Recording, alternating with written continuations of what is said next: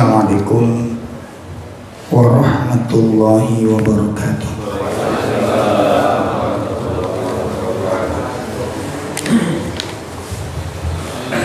Alhamdulillah alladzi arsala rasulahu bil huda wa dinil haq liyudhhirahu 'ala dini kulli wa kafa billahi syahida. Asyhadu an la ilaha illallah wahdahu la syarikalah wa asyhadu anna Muhammadan abduhu wa rasuluh. Ya ayyuhalladzina amanu taqullaha haqqa tuqatih wa la tamutunna illa wa antum muslimun.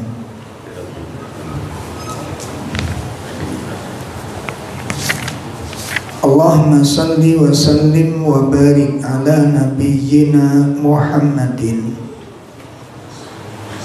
wa ala alihi wa ashabihi wa man tabi'ahum bi ihsanin ila yaumiddin.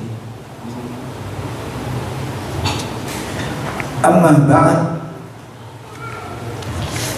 Ikhwatul kiram, bapak-bapak, ibu-ibu, jamaah majelis taklim yang semoga dimuliakan Allah Subhanahu wa ta'ala. Amin. Alhamdulillah, pada malam hari ini kita bisa hadir di dalam kajian rutin kita. Mari kita manfaatkan kesempatan emas ini dengan sebaik-baiknya.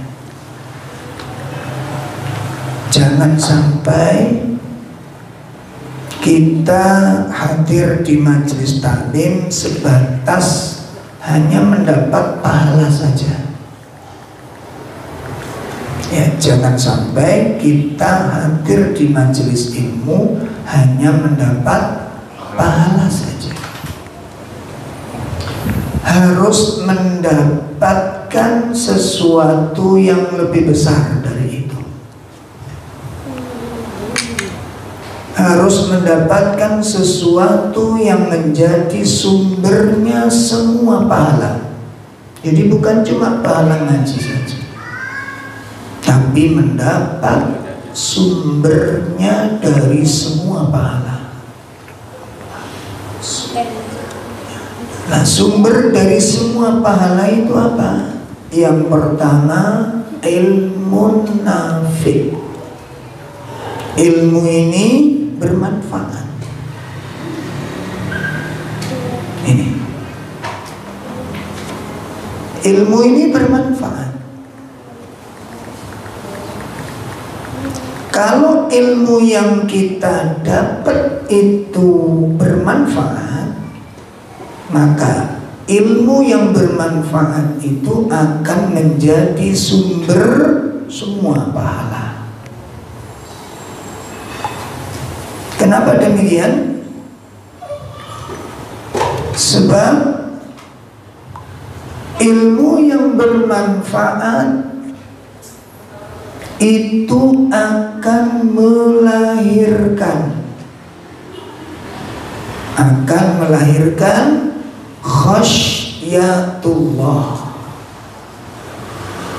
Ilmu yang bermanfaat itu akan melahirkan apa? Khasyatullah. Nah, itu melahirkan rasa takut kepada Allah. Rasa takut kepada Allah, rasa takut kepada dosa. Itu ciri, tanda-tanda ilmu itu bermanfaat. Apa tandanya? Melahirkan rasa takut kepada Allah. Melahirkan rasa takut kepada Allah. Monggo dirasakan. Jadi orang dikatakan berilmu, orang itu dikatakan berilmu itu kalau sudah punya rasa takut ini. Walaupun kita hafal dalil banyak, hafal Quran bahkan kalau perlu, hafal hadis-hadis, hafal dalil-dalil, tapi tidak punya rasa takut kepada Allah, tidak punya rasa takut kepada dosa, maka orang tersebut belum dikatakan berilmu. Ilmunya nol, yang ada di hatinya nggak ada. Ya, makanya monggo dirasa nih. Selama kita ikut kajian-kajian, kita hadir kajian-kajian, dengar kajian kita datang, dengar kajian kita hadir, itu kebaikan. Namun pertanyaannya, selama kita ikut kajian-kajian ini, sudahkah menghasilkan rasa takut kepada Allah?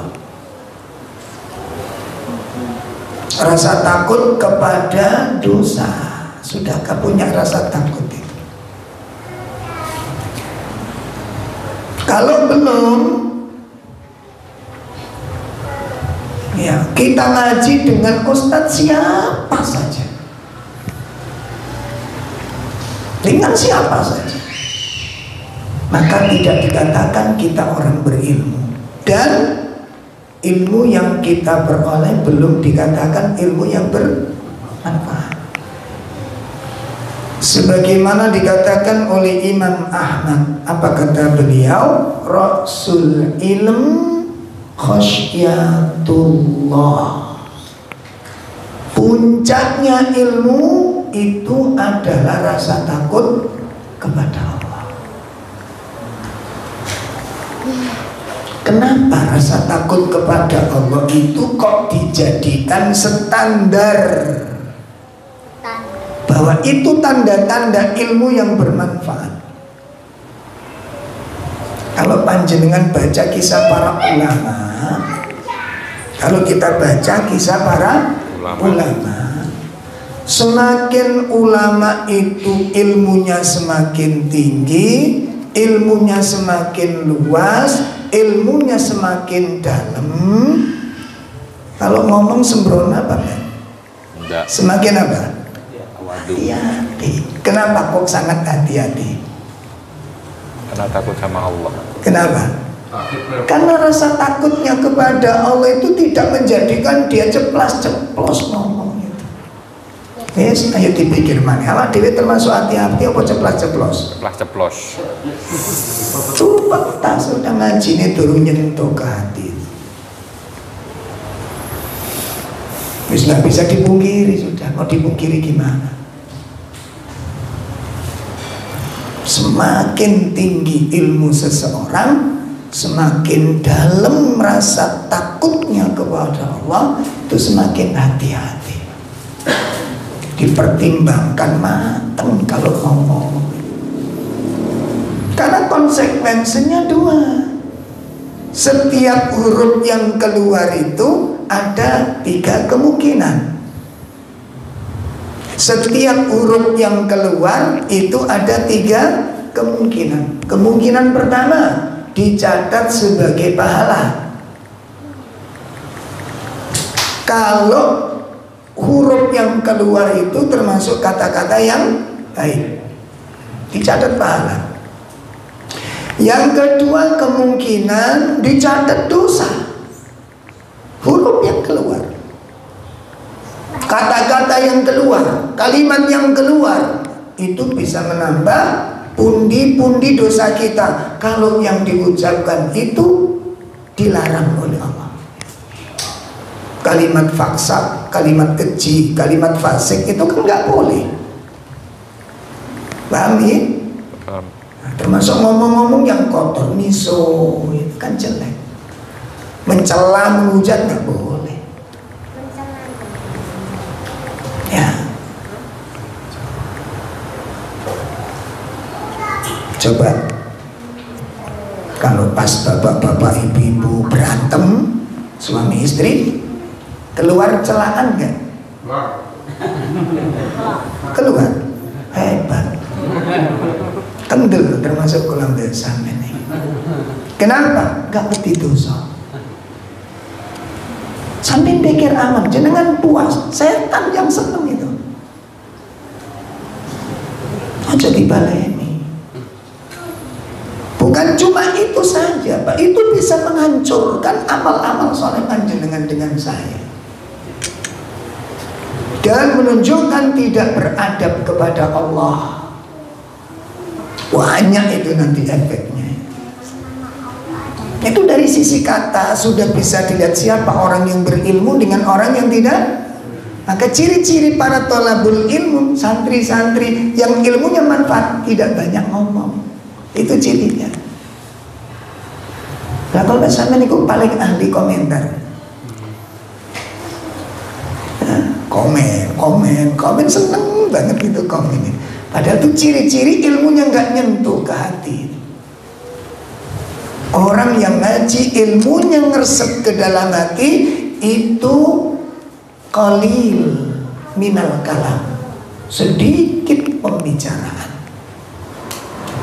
nggak banyak bicara, nggak banyak. Itu ciri-ciri santri ilmunya nyentuh ke hati, nggak banyak komen. Itu terbukti Pak, kalau kita punya grup, nah itu kelihatan banget santri yang berilmu dengan tidak. Lalu di grup itu ada ustadz kok sampai dalil lingkungan. Itu menunjukkan apa? Satu, nggak tahu diri dia. Coba kalau di majelis begini terus ada orang diskusi, terus sampai dalil, padahal di situ ada mana adabnya? Mana adabnya? Nah, lupa. Di grup ada yang begitu nggak? Antum punya grup nggak? Nggak punya? Banyak sekali. Ayo coba perhatikan. Di situ ada ustadz senior kita, lalu kita dalil di situ. Mana ada? Mana ada? Makanya para sahabat dulu. Coba kita lihat ini. Dari sini kelihatan banget.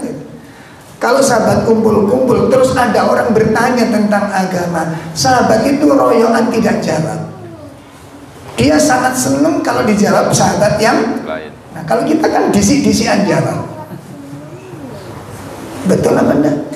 Padahal ilmu kita masih sangat terbatas, tapi begitu berani kita berfatwa. Menunjukkan apa? Menunjukkan qillatul khasyah, tipisnya rasa takut kepada Allah. Gampang sekali berfatwa, menunjukkan tipisnya rasa takut kepada Allah.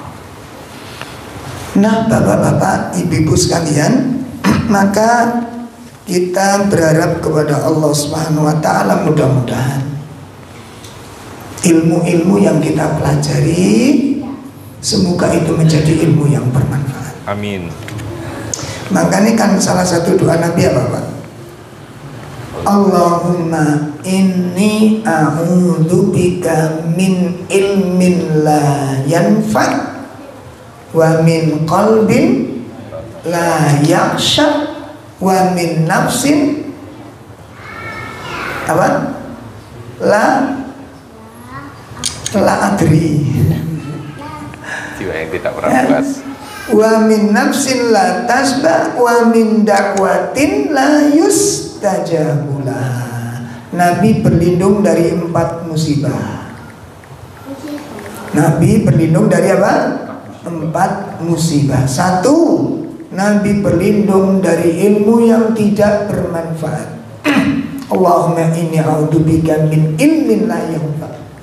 Wa min qalbin la yakhsha, dari hati yang tidak khusyuk. Nah, ini memberikan sebuah gambaran ilmu yang tidak bermanfaat menjadikan hati tidak bisa khusyuk. Itu kan ketahuan di sini. Makanya wong niku nek karo wedi karo dosa, dudono ilmu nek gak ngresep nang ati.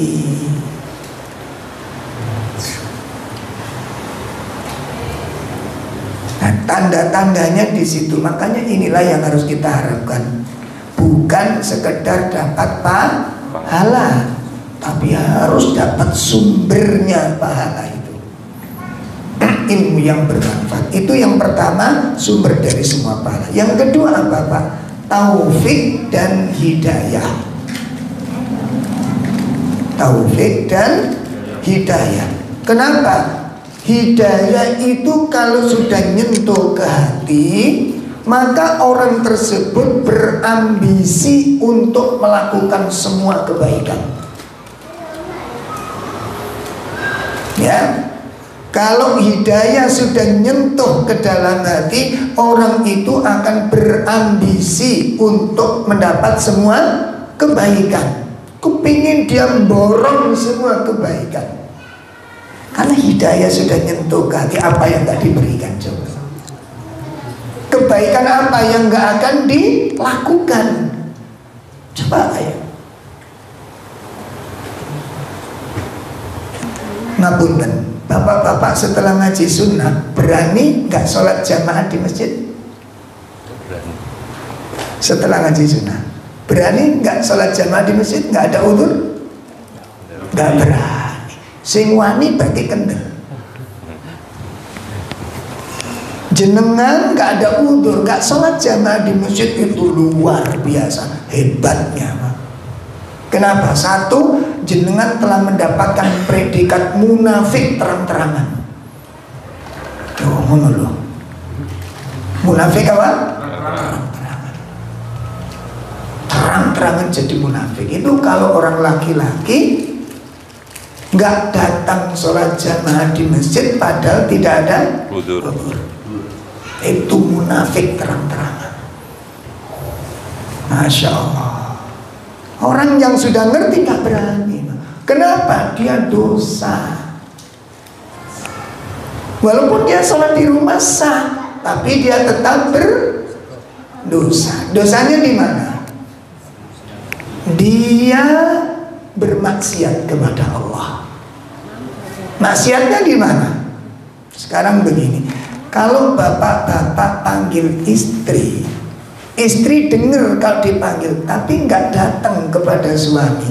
Istri seperti ini memuliakan suami atau merendahkan suami? Merendahkan suami. Kalau bapak-bapak jadi majikan manggil karyawan, karyawan ngerti kalau dipanggil, tapi nggak mau datang. Karyawan ini memuliakan majikan atau meremehkan majikan? Meremehkan.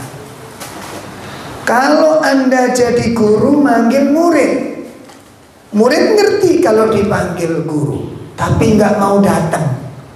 Memuliakan guru atau menghina guru? Menghina guru.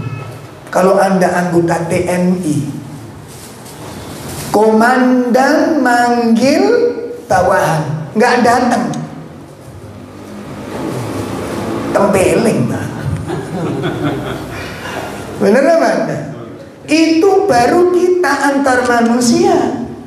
Ini Allah yang menciptakan kita. Ini Allah yang memberikan rezeki kepada Anda, yang menghidupkan Anda, yang mematikan Anda, manggil Anda, nggak datang, memuliakan Allah atau menghina Allah. Itu kita lakukan ketika dengar adzan, gak mau datang. Sudah dengar, gak ada udzur, kecuali kalau ada udzur. Coba lihat gerakan ilmu yang menggerakkan orang, gak mau, gak datang Pak. Karena takut kepada Allah. Sholatnya sah, sholat di rumah, tapi tetap dia berdosa. Dosanya di mana tadi? Dia meremehkan panggilan Allah.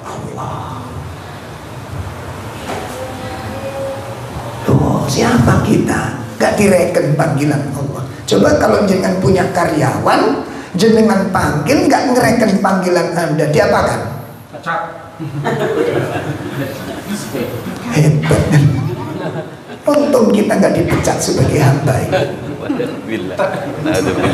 Alhamdulillah. Ayo perhatikan, berapa kali kita bermaksiat kepada Allah melalui meninggalkan sholat jamaah ini. Masih berani nggak sholat jamaah kalau nggak ada udzur? Berani. Lu berani? Sholat berjamaah yang harus kita sholat berjamaah. Hati-hati. Ayo, kalau nggak ada udzur berani nggak jamaah? Nggak berani. Itu loh, lihat, ilmu yang sudah menyentuh ke hati menimbulkan rasa takut. Nggak berani dia nggak jamaah. Rasa takutnya itu yang mendorong orang. Punya kemampuan kurban, nggak berkurban, nggak berani. Harus berkurban. Kenapa diancam oleh Nabi SAW? Nggak boleh deket-deket dengan tempat sholat. Orang mampu berkurban, nggak berkurban. Apa kata Nabi? Wala taqrab, jangan deket-deket dengan sholat ini. Nggak boleh mendekat tempat sholat di lapangan, nggak boleh mendekat. Itu belum lagi ancaman yang lain. Nah, rasa takut itulah yang mendorong orang untuk melakukan sesuatu. Para ibu-ibu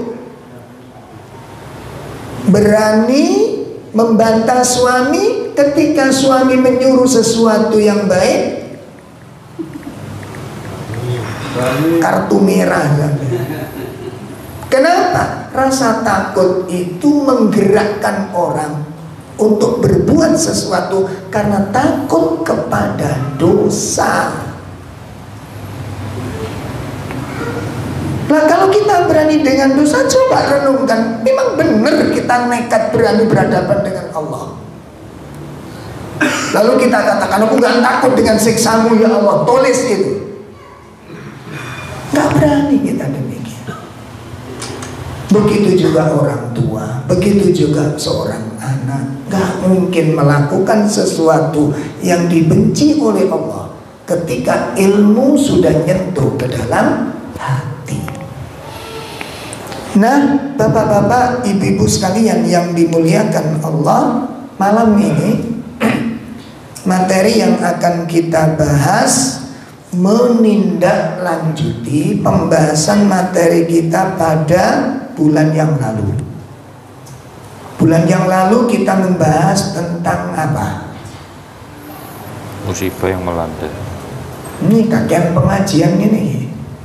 Musibah buruk yang melanda jiwa. Apa? Musibah buruk yang Nah, melanda itu jiwa. membahas tentang apa kemarin? Musibah menimpa.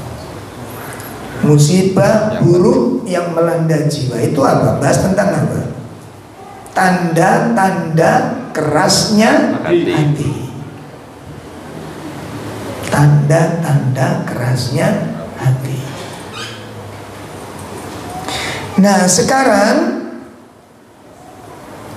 dengan memohon pertolongan kepada Allah, semoga Allah berikan ilmu yang bermanfaat. Allah melapangkan hati kita agar bisa meresap ke dalam jiwa kita. Amin. Kita akan bersama-sama mempelajari tentang dampak buruk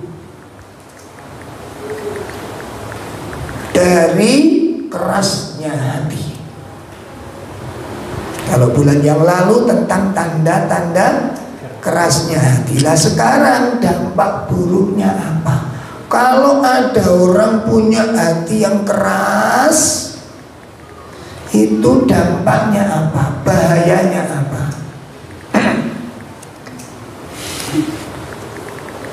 Berkata Imam Ibnul Qayyim di dalam kitab Fawaidul Fawaid, beliau mengatakan, maduriba abdun bi'uqubatin a'zamu min qaswatil qalbi wa ba'di anillah. Allah ini Imam Ibnu Qayyim mengatakan tidak ada siksaan, tidak ada azab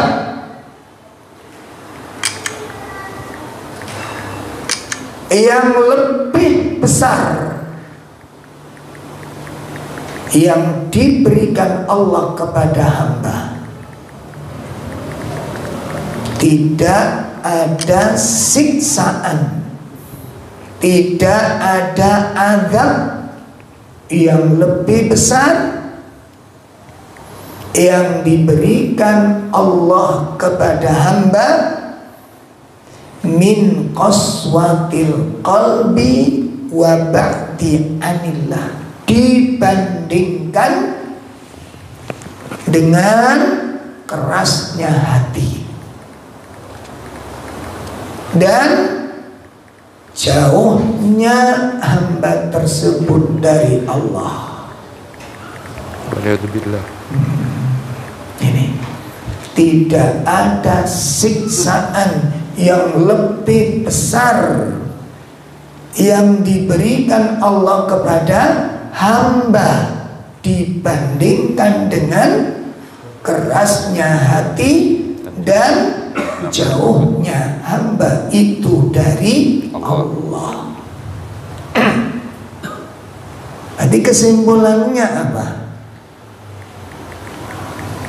Kesimpulannya siksaan terburuk, azab terberat yang diberikan Allah kepada hamba apabila hamba itu diberi siksaan dua macam.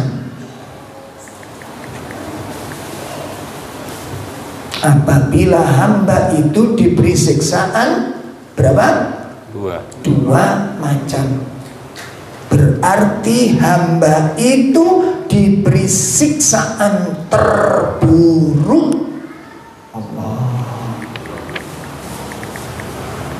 Jadi kalau ada orang diberi azab oleh Allah dengan dua macam ini, dia diazab dengan azab yang sangat mengerikan. Apa dua siksaan itu? Pertama, qaswatul qalb, hati yang keras. Jadi hati yang keras itu merupakan apa? Siksaan dari Allah. Siksaan terburuk dari Allah.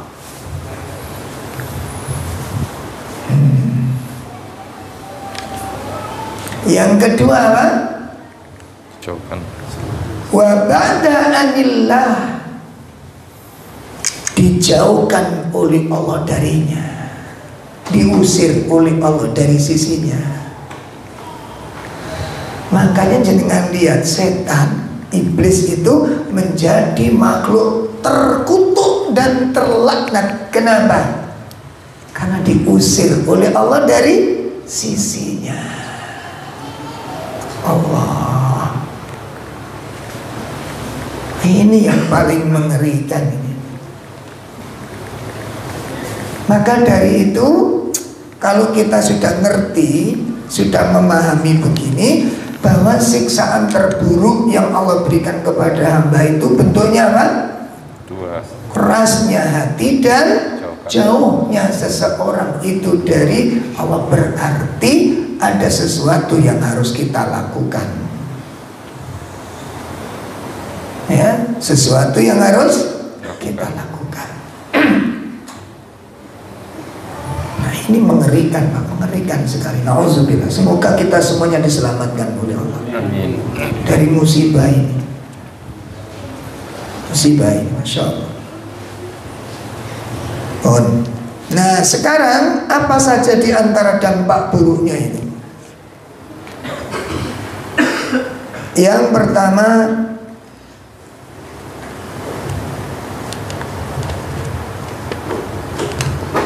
dampak buruk dari kerasnya hati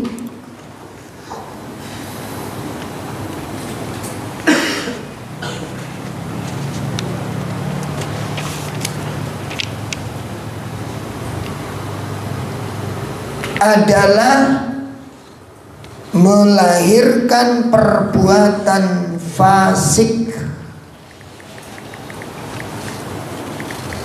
Orang yang hatinya keras melahirkan perbuatan apa? Fasik. Fasik. Jadi orang fasik nanti. Nah, ini harus dihindari ya. Terus betul-betul berdoa kepada Allah. Termasuk saya, Pak. Termasuk Ustaz, gak jamin Ustaz iku seneng ceramah, ning durung mesti seneng diceramahi.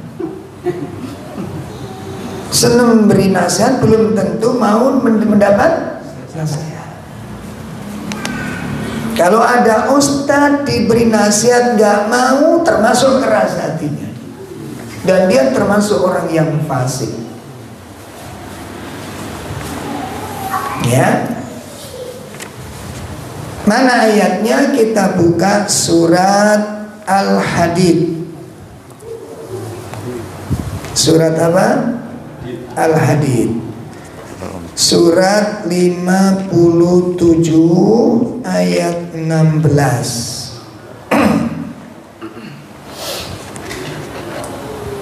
Surat 57 ayat 16.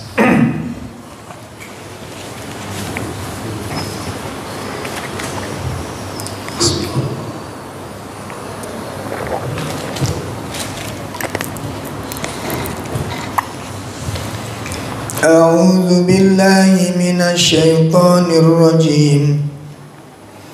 Alam ya'ni lil ladzina amanu an takhsha'a qulubuhum li dzikrillah wa ma nazala minal haqqi wa la yakunu kal ladzina utul kitaba min qabl كالذين أوتوا الكتاب من قبل فطال عليهم الأمد فقست قلوبهم وكثير منهم فاسقون. Belum tibakah waktunya bagi orang-orang yang beriman untuk secara khusyuk mengingat Allah dan mematuhi kebenaran yang telah diwahyukan kepada mereka. Dan janganlah mereka berlaku seperti orang-orang yang telah menerima kitab sebelum itu. Kemudian mereka melalui masa yang panjang sehingga hati mereka menjadi keras, dan banyak di antara mereka menjadi orang-orang yang fasik. Masya Allah, itu akibat dari hati yang keras. Summa qasat qulubuhum wa katsirun minhum fasikun. Setelah mereka meninggalkan nasihat, setelah mereka menolak nasihat, summa qasat qulubuhum, hati mereka menjadi, karena hati mereka menjadi keras, wa katsirun minhum fasikun, kebanyakan mereka menjadi orang-orang yang fasik. Apa itu fasik?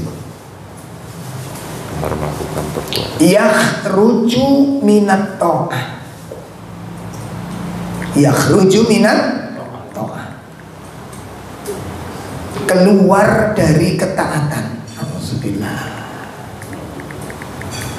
Jadi yang dimaksud fasik niku napa? Keluar dari ketaatan. Keluar dari ketaatan. Ini ngeri, Pak.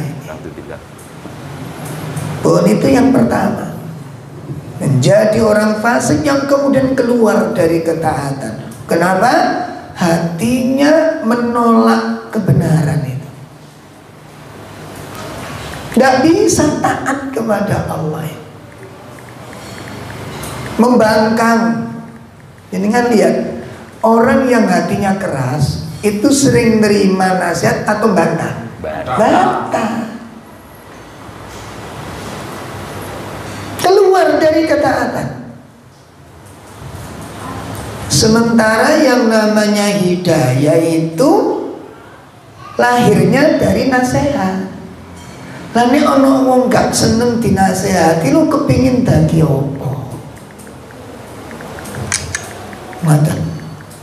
Makanya para nabi diutus, kitab-kitab diturunkan, rasul-rasul didatangkan, itu untuk memberi nasihat. Tujuannya ini supaya kita terbimbing. Beto Pak, orang mau dengar nasihat dengan tidak itu beda. Jadi manfaat nasihat itu disyariatkan, itu faedahnya sangat besar sekali. Sampai Masya Allah, sampai. Ya, kalau pembinaan tarbiyah nasihat itu disampaikan kepada binatang, itu menghasilkan binatang-binatang yang menakjubkan. Saya pernah nganterin anak saya dan sekolah saya napa niku tamasya ya, rihlah di Taman Safari sana. Dan saya tidak mau kembali lagi tamasya ke sana.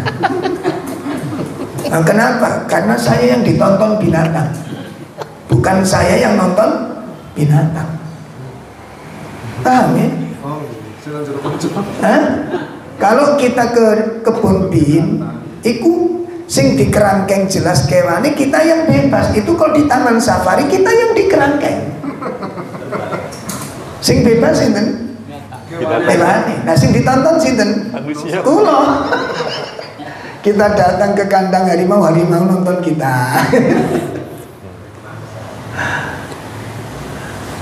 Saya guyoni teman-teman, wis menini rekreasi aja rene maneh, aku terhina. Nah, aku langsung dadi tontonan kewan sing bebas awak dhewe sing dikirake. Nah, pada saat masuk ke kolam renangnya ikan apa? Lumba-lumba. Masya Allah, menakjubkan. Itu buah dari nasihat yang disampaikan. Tarbiyah, pembinaan, menghasilkan pribadi-pribadi binatang yang menakjubkan dibanding yang lainnya. Itu binatang-binatang yang istimewa dibanding binatang-binatang. Kenapa? Karena terdidik. Itu nilainya sangat mahal gitu. Binatang panjenengan, dia binatang diajari lalu nerima pengajaran, menghasilkan pribadi-pribadi yang menakjubkan. Jangan bayangkan, pernah nonton midi monyet yang keliling itu? Pernah lihat? Jangan gak kagum begitu. Itu tanda-tanda kebesaran Allah. Saya saat melihat ikan lumba-lumba diseruit, dikode, ngerti karepe kudu mencolot, kudu mlebokno bal, kudu seluruh, kudu mlaku banter, ngerti karepe komando, itu nangis hati, nangis saya. Orang tepuk-tepuk saya nggak bisa tepuk-tepuk. Kenapa? Itu tanda-tanda kebesaran Allah. Betapa dahsyatnya nasihat itu ketika disentuhkan ke dalam hati. Iku kewan loh.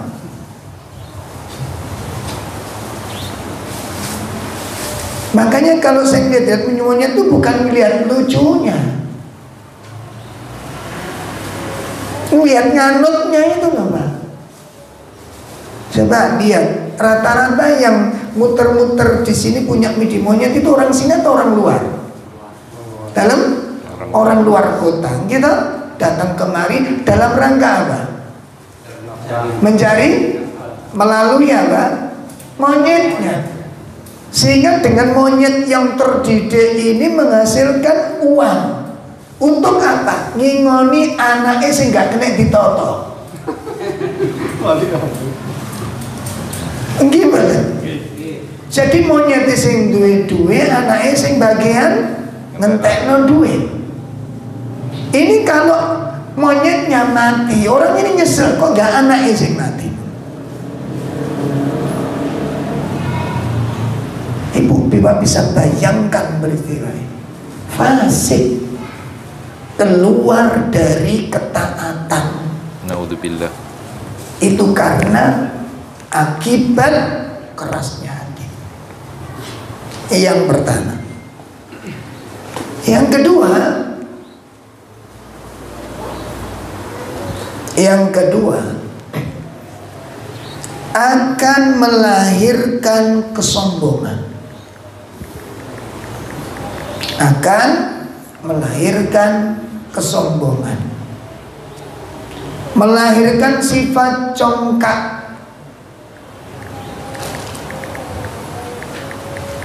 Melahirkan sifat congkak. Dan kalau sudah melahirkan sifat sombong, melahirkan sifat congkak, maka dia akan dibenci oleh Allah. Dibenci oleh Allah. Dan makhluk-makhluk yang lain pun akan ikut membencinya. Coba, kalau di tengah-tengah warga kita ada orang yang congkak, kalau di tengah-tengah kita ada warga yang sombong,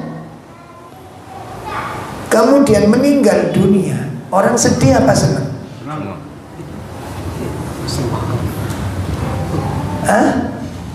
Senang banget. Ya Allah. Maka sifat congkak itu dibenci oleh Allah Subhanahu wa ta'ala. Allah sebutkan di dalam surat Luqman. Surat Luqman di ayat 18. Surat Luqman ayat 18. Allah Subhanahu wa ta'ala berfirman, "Wala tusa'ir khaddaka lin-nasi wala tamshi fil ardi maraha innallaha la yuhibbu kulla mukhtalin fakhur." Dan janganlah kamu memalingkan wajah dari manusia karena sombong, dan janganlah berjalan di bumi dengan angkuh. Sungguh Allah tidak menyukai orang-orang yang sombong dan membanggakan diri. Ini congkak, angkuh, gandengane sifatnya hati yang bagaimana? Hati yang keras. Bahkan hati yang keras itu menghasilkan sifat sombong, melahirkan sifat congkak. Lah kalau sudah melahirkan sifat sombong dan congkak, itu dibenci oleh Allah. Innallaha la yuhibbu. Allah tidak suka, Allah tidak mencintai. Berarti artinya apa? Allah benci setiap orang yang sombong dan orang yang membanggakan diri. Yang kedua. Yang ketiga,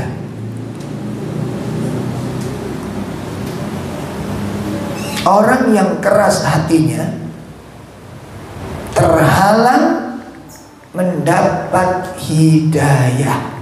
Alhamdulillah. Terusir dari hidayah. Ini ngeri, Pak. Kenapa? Karena hati yang keras itu sulit ditembus oleh nasihat. Seperti tanah yang keras lagi licin, kena air hujan, gimana?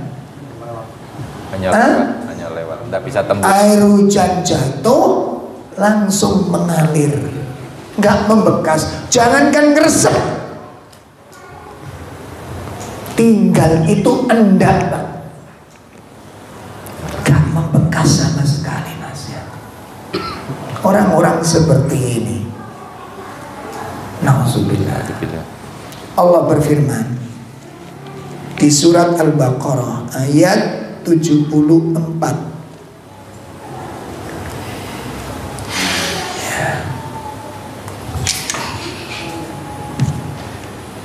Summa qasat qulubukum min ba'di dzalika fahiya kal hijarati aw ashaddu qaswa wa inna minal hijarati lama yatafajjaru minhul anhar wa inna minha lama yashaqqaqu fayakhruju minhul ma' wa inna minha lama yahbitu min khasyatillah wa mallahu bighafilin amma ta'malun. Kemudian setelah itu hatimu menjadi keras sehingga hatimu seperti batu, bahkan lebih keras. Padahal dari batu-batu itu pasti ada sungai-sungai yang airnya memancar daripadanya. Ada pula yang terbelah, lalu keluarlah mata air darinya. Dan ada pula yang meluncur jatuh karena takut kepada Allah. Dan Allah tidaklah lengah terhadap apa yang kamu kerjakan. Insyaallah. Jadi orang yang hatinya keras itu lebih buruk dari kerasnya batu, Pak. Ngeri, Pak. Ya, sangat ngeri. Sementara Allah jelaskan batu-batu yang sangat keras itu ada kalanya kalau di sungai-sungai mengeluarkan mata air. Dan itu dijelaskan oleh para ulama. Orang yang hatinya lembut itu mudah menangis karena Allah Ta'ala, mudah menangis karena Allah Subhanahu wa Ta'ala. Dan ada yang tergelincir jatuh dari puncak menuju lereng karena takut kepada Allah. Itu batu. Waktu saya mempelajari tafsir tentang Nabi Yunus tenggelam itu, dibawa ke dasar lautan oleh ikan itu.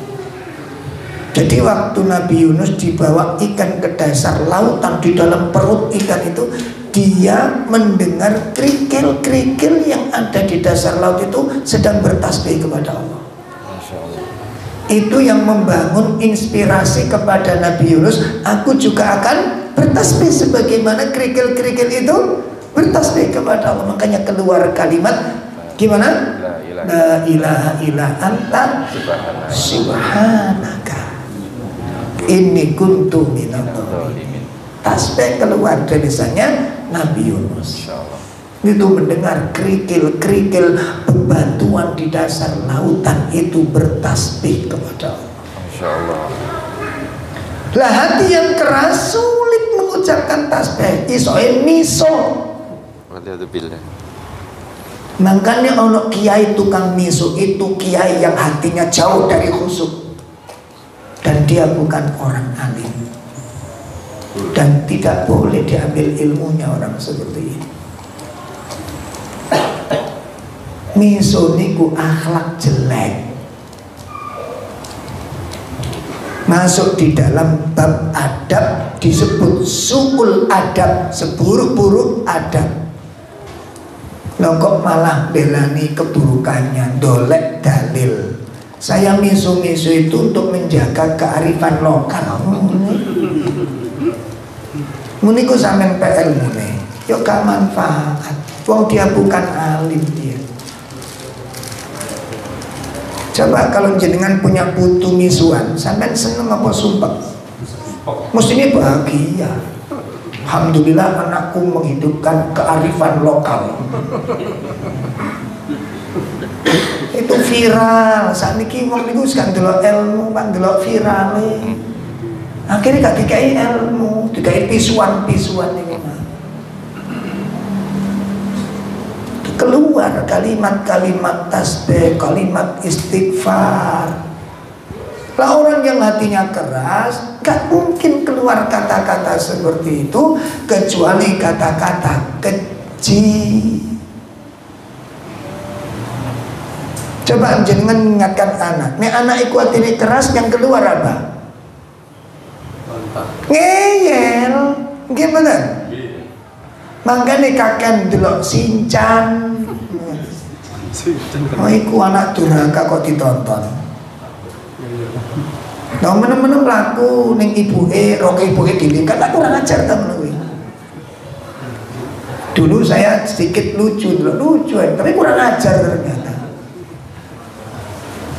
Coba aja dengan lihat itu. terhalang dari hidayah. Apa yang menyebabkan terhalang dari hidayah ini? Membantah. Makanya orang Yahudi disebutkan di ayat ini. Ini kan kisah tentang orang Yahudi, umatnya Nabi Musa alaihissalatu wassalam. Setelah melalui jenengan lihat, ya Allah, keras hati ini ngomongin. Ono endole alasan cek nolak perintah, dole alasan. Nauzubillah. Nauzubillah. Mudah-mudahan kita jauhkan oleh Allah dari sifat itu. Amin.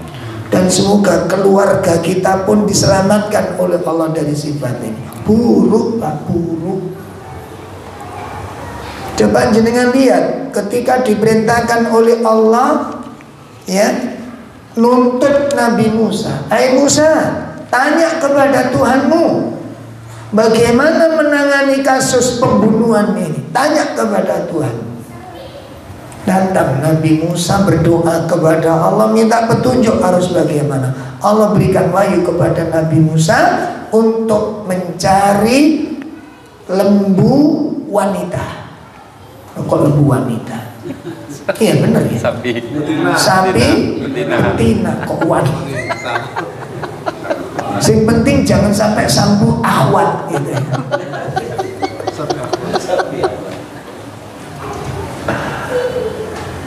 Datang wahyu dari Allah, cari sapi betina. Disampaikan cari sapi betina. Kalau hari itu cari sapi betina, ketemu diambil disembelih, selesai Pak. Karena dasarnya hati orang yang keras nanya, hai Musa, sapi betina ini yang kayak apa? Umurnya berapa? Yang muda apa yang tua? Coba deh tanyain sama Tuhanmu dulu, nanti keliru kita ngambil. Maka datang Nabi Musa menghadap Allah dan berdoa, ya Allah tunjukkan kepadaku sapi betina yang disembelih ini tua atau yang muda. Turun wahyu kepada Nabi Musa, yang tidak terlalu tua, yang tidak terlalu muda. Datang sampaikan. Setelah disampaikan kepada orang Bani Israel, apa jawabnya?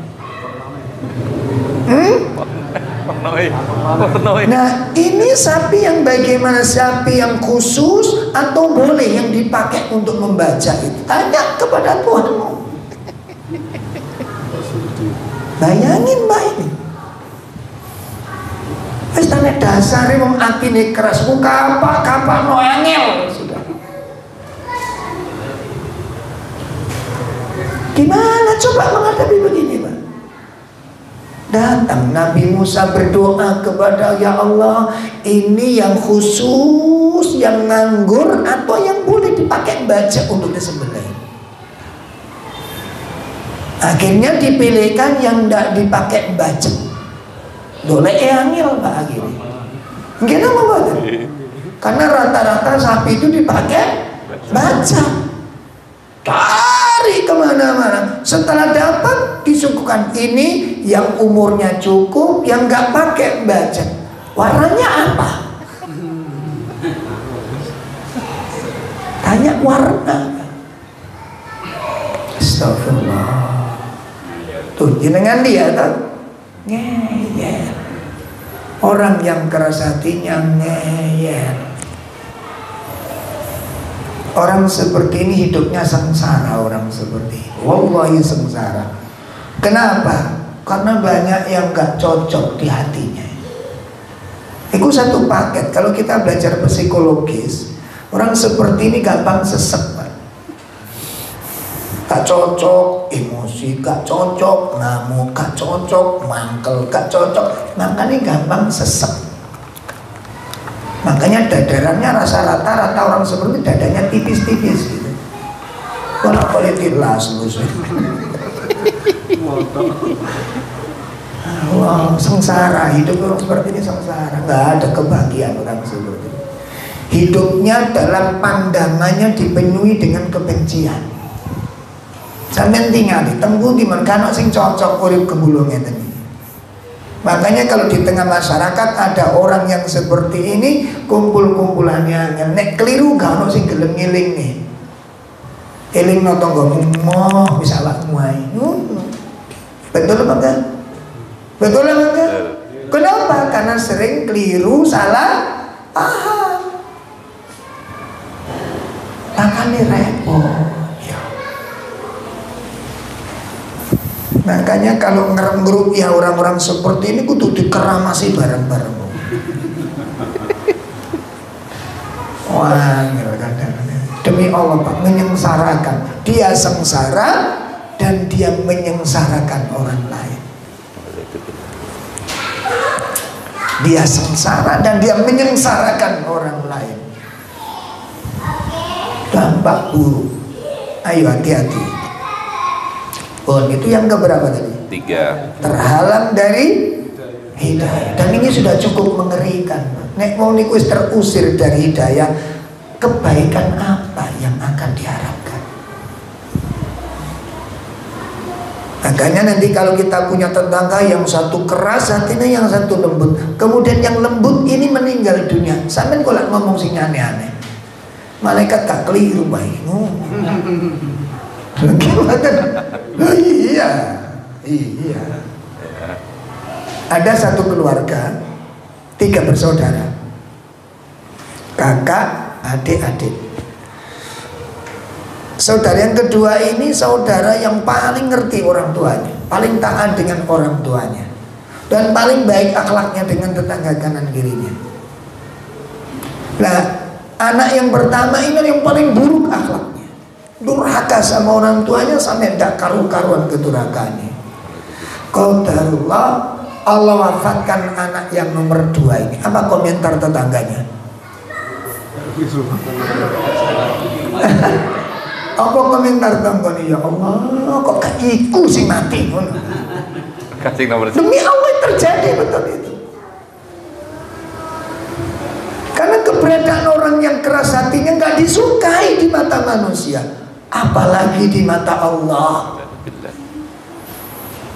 Sangat dibenci di dalam surat Luqman tadi. Ditambah lagi poin ini, orang yang keras hatinya mamnun anil hidayah, terhalang untuk mendapat hidayah karena saking kerasnya hatinya. Makanya satu saat saya pernah diundang di Surabaya, pengajian wali murid sekolah Islam terkenal di Surabaya. Satu hari sebelum pengajian, panitia telepon saya, Ustadz, saya perwakilan ibu-ibu wali murid yang besok Ustadz isi ingat kajian. Iya Ibu, wonten apa? Mengingatkan besok jadwalnya jam 9 mulainya. Terus ada satu lagi Ustadz, ini mungkin penting bagi Ustadz supaya besok nggak kaget. Loh itu gak enak pikiran saya. Ada apa Bu? Ngapunten Ustadz, kebiasaan ibu-ibu wali murid sini itu kalau pengajian baru dapat separuh sudah podo minta izin. Loh, masa begitu? Iya. Apa setiap pengajian begitu? Iya. Selain pengajian ada acara apa saja kegiatan ibu-ibu wali murid? Ada arisan kadang-kadang. Apa kalau arisan juga setengah mainan begitu? Enggak. Kalau arisan sampai selesai enggak pulang-pulang. Oh gitu, geng-geng. Besok berangkat itu sudah stres duluan. Bayangkan apa? Izin. Oh, orang ngaji kok izin. Akhirnya waktu muqaddimah saya sampaikan, ibu-ibu yang dimuliakan Allah, orang itu kalau nggak seneng dengar nasihat, orang kalau nggak seneng dengar nasihat, jangan pernah mimpi jadi orang baik. Paham?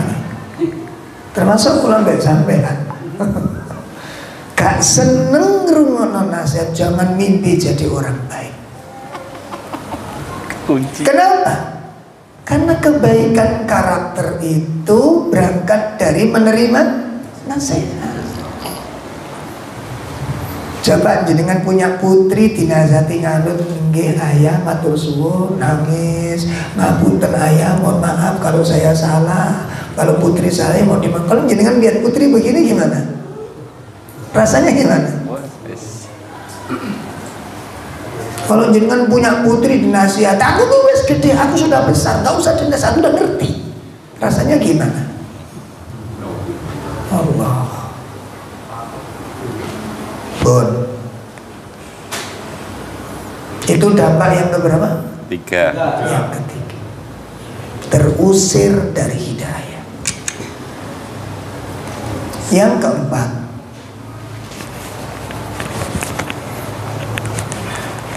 Yang keempat,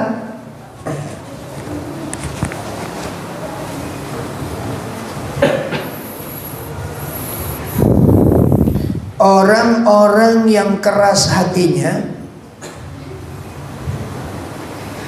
tidak bisa mengambil manfaat Al-Quran.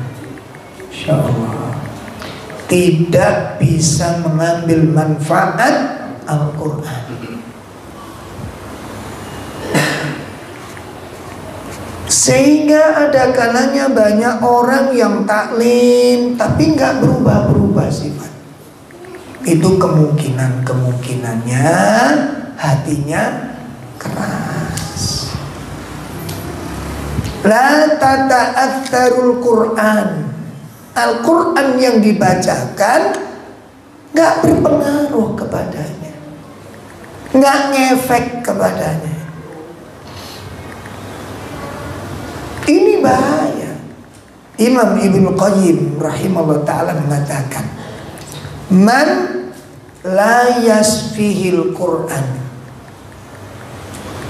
orang yang tidak bisa sembuh karakternya, orang yang tidak bisa berubah sifatnya dengan obat Al-Quran.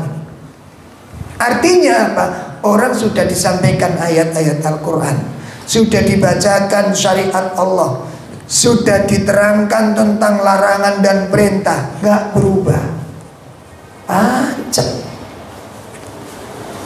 Kalau anda orang seperti ini, apa kata Imam Ibnu Qayyim? La yashfahullahu anhu abadan. Orang yang tidak sembuh dengan Al-Quran, kemungkinan Allah tidak kehendaki sembuh untuk selama-lamanya. Ada obat yang lebih baik untuk hati dibandingkan Al-Quran kan? Dalam? Tidak ada. Apakah ada obat yang lebih mujarab untuk penyakit hati dibandingkan Al-Quran? Ternyata Al-Quran tidak mempan untuk disampaikan kepadanya. Maka kemungkinan orang seperti ini tidak dikehendaki sembuh oleh Allah selama-lamanya. Tentu kita tidak ingin mendapatkan seperti ini. Bapak-bapak, ibu-ibu sekalian yang dimuliakan oleh Allah. Yang terakhir, bahwa hati yang keras itu merupakan sifat dasar orang-orang munafik. Nauzubillah. Hati yang keras merupakan sifat dasar orang-orang munafik.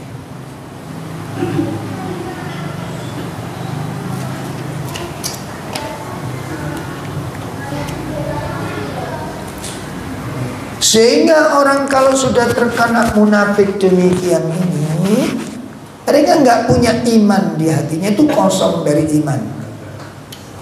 Hatinya kosong dari iman. Kita buka surat 63, surat Al-Munafiqun.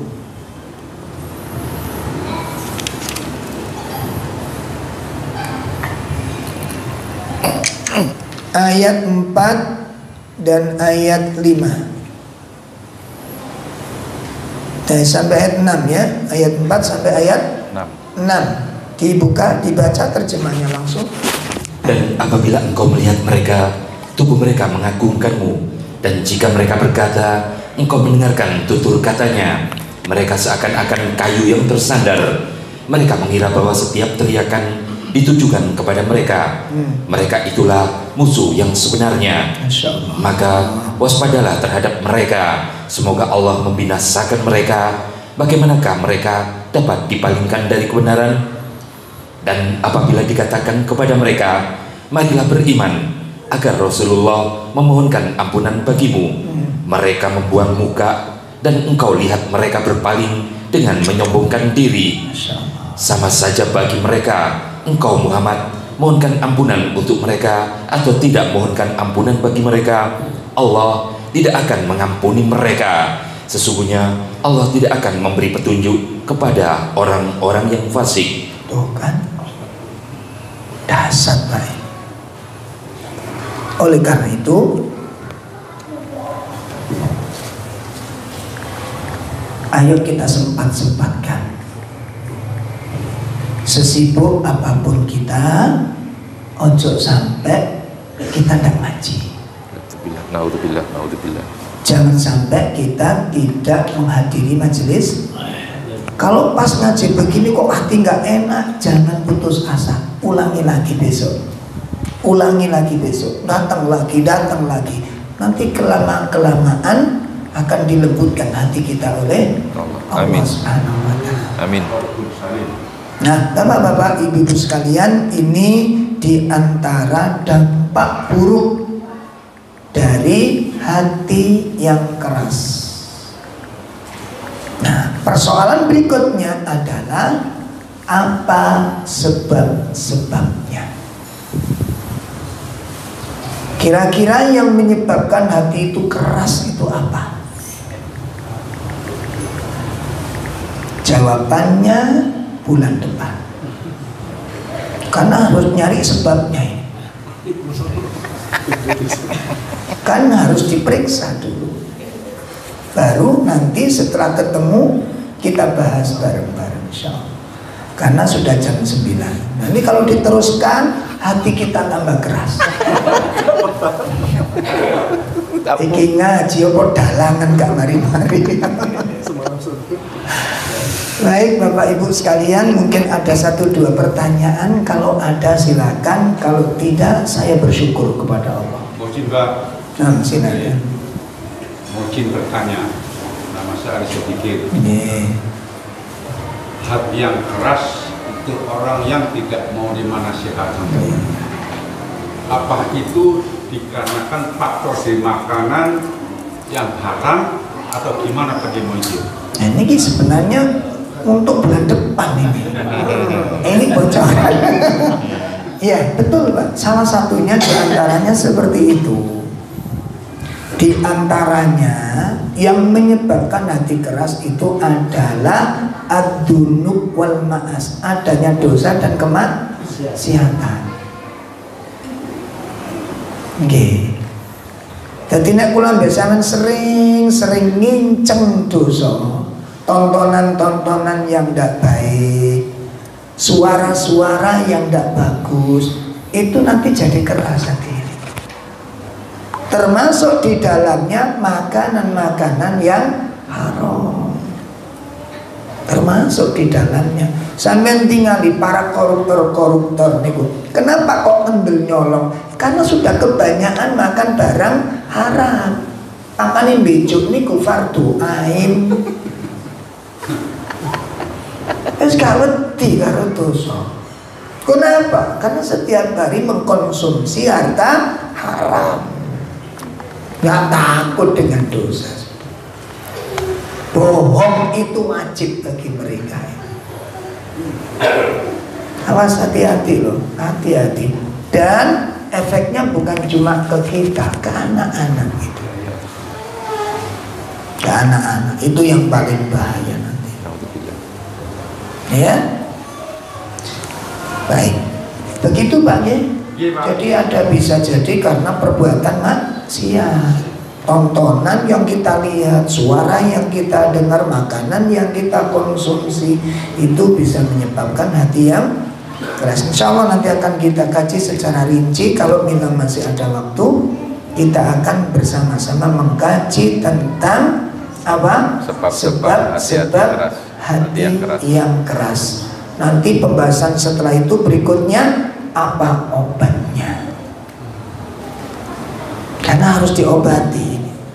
Terus sikap kita menghadapi orang yang hatinya keras itu bagaimana? Itu kan penting apa enggak? Penting. Sangat penting. Karena yang namanya keras itu macam-macam. Bisa jadi nanti anak kita, bisa jadi nanti mantu kita, bisa jadi pasangan kita. Alhamdulillah. Banget. Itu terjadi nanti Pak dalam kehidupan, insya Allah.